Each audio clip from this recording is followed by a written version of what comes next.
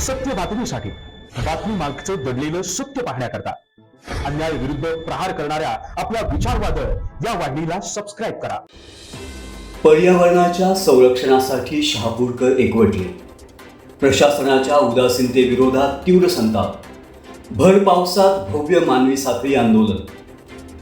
पर्यावरणाच्या प्रश्नावर सातत्याने निवेदने, पाठपुरावा आणि जनजागृती करूनही प्रशासनाला जाग येत नसल्याच्या निषेधार्थ शहापूर पर्यावरण संरक्षण मंचाच्या वतीनं आज भव्य मानवी साखळी आंदोलन करण्यात आलं.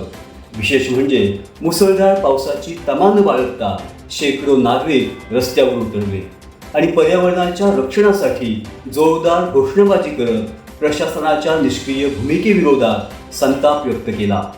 छत्रपती शिवाजी महाराज चौक, गंगा रोड येथे झालेल्या या आंदोलनात विद्यार्थी, महिला, युवक, ज्येष्ठ नागरिक आणि विविध सामाजिक संघटनांचे कार्यकर्ते मोठ्या संख्येने सहभागी झाले होते. झाडे वाचवा, शहापूर वाचवा, पर्यावरणाचा ऱ्हास थांबवा, पाणी अडवा, पाणी जिरवा, प्रशासन जागे व्हा अशा घोषणांनी परिसर दणाणून गेला. शहापूर तालुक्यात गेल्या काही वर्षात झालेल्या मोठ्या प्रमाणावरील वृक्षतोड, डोंगरांचे उत्खनन, जंगलातील वणवे, आटत चाललेले जलस्रोत आणि वाढते तापमान या गंभीर प्रश्नावर आंदोलनकर्त्यांनी तीव्र चिंता व्यक्त केली. एकेकाळी निसर्ग संपन्न असलेला शहापूर तालुका आज विकासाच्या नावाखाली पर्यावरणीय संकटाच्या उंबरठ्यावर उभा असल्याचा आरोपही यावेळी करण्यात आला. यावेळी बोलताना आंदोलनाचे प्रमुख संयोजक संतोष शिंदे यांनी प्रशासनावर थेट टीका केली. ते म्हणाले, आम्ही सातत्याने निवेदनं देत आहोत, पुरावे देत आहोत, जनतेचा आवाज पोहोचवत आहोत, मात्र प्रशासनाने केवळ आश्वासनांची धुळफेक केली. हजारो झाडे तोडली गेली, डोंगर पोखरले गेले, नद्या नाले आटत आहेत, तापमान विक्रमी पातळीवर पोहोचलं आहे, तरीही संबंधित यंत्रणा ठिम्म आहे. आज आम्ही लोकशाही मार्गाने आंदोलन करत आहोत, मात्र प्रशासनाने अजूनही दुर्लक्ष केलं तर हा लढा अधिक तीव्र करण्यात येईल. पर्यावरण वाचविण्यासाठी न्यायालयीन लढा, उपोषण आणि व्यापक जनआंदोलन उभारण्यास आम्ही मागे पुढे पाहणार नाही. भर पावसात नागरिकांनी दाखवलेली एकजूट आणि प्रचंड उपस्थिती ही केवळ आंदोलन नसून शहापूरच्या अस्तित्वासाठी दिलेला इशारा असल्याची भावना यावेळी दिसत होती. प्रशासनाने तातडीने ठोस पावले उचलावीत, अन्यथा जनतेचा उद्रेक आणखी तीव्र होईल असा स्पष्ट संदेश या आंदोलनातून दिसत होता. त्या शहापूर तालुक्यामध्ये आज जो तापमान आहे तो 46 सेल्सिअस पर्यंत गेलेला आहे आणि एवढा तापमान 10-15 वर्ष अगोदर आपला 30 ते 35 सेल्सिअस तापमान होता.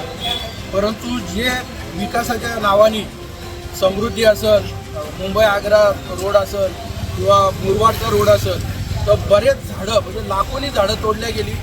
डोंगर दऱ्या त्यांचा उत्खनन केलेलं आहे. त्यामुळं पूर्ण जो निसर्गरम्य शहापूर होता त्याची पूर्ण वाट लागलेली आणि त्यामुळं आज जो शहापूरचा जी आज जनता तुम्ही बघताय हे सर्व कुठली जातपात, कुठला पक्ष न बघता सर्व एकत्र मिळून या शासनाच्या विरोधात आणि हा जो शासन आहे तो अजूनपर्यंत कुठल्याही आता कमीत कमी आम्हाला महिना झाला, कलेक्टरांना आम्ही पत्र दिला, त्याच्यानंतर तरी पण काहीच न झाल्यामुळं आज आम्हाला हा शासनाला लक्ष देण्यासाठी, डोळा उघडण्यासाठी आम्ही शहापूरकरांनी साखळी आपला मानवी साखळी आंदोलन केला आणि या आंदोलनात शहापूरकरांनी चांगल्या पद्धतीने स्वागत केलं आणि या पर्यावरणासाठी जेव्हा आम्ही जी हाक दिली ती मला वाटते पावसाने पण ऐकली आणि आज पाऊस एवढा पडतोय म्हणजे लोकांना नाही तर देवाला पण आता वाटते का इथं हा निसर्ग शहापूर तालुक्याचा चांगल्या पद्धतीने झाला पाहिजे आणि आमचं एकच म्हणणं आहे त्याच्या